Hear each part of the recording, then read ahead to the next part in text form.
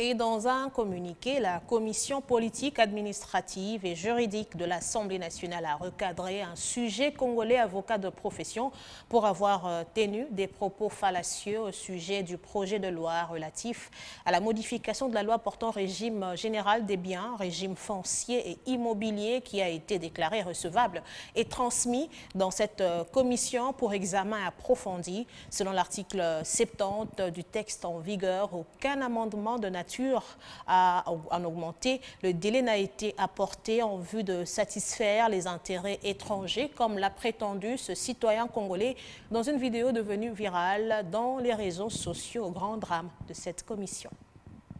Dans cette loi, donne droit à un étranger un droit de jouissance il y a 99 ans. De fausseté prononcée avec zèle et sans égard contre le ministre des Affaires foncières, Molendou Sakombi. Ce dernier n'a jamais révisité la loi en vigueur en la matière.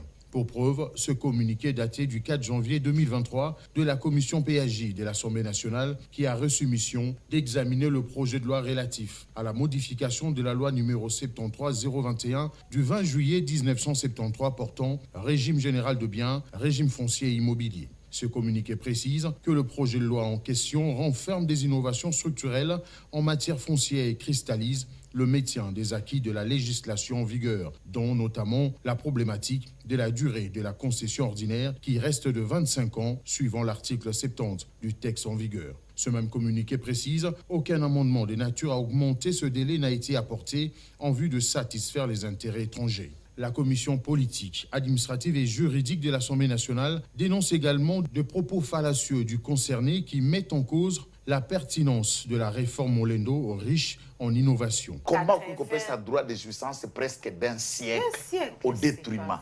Quelle réforme tous les gouvernements regardent?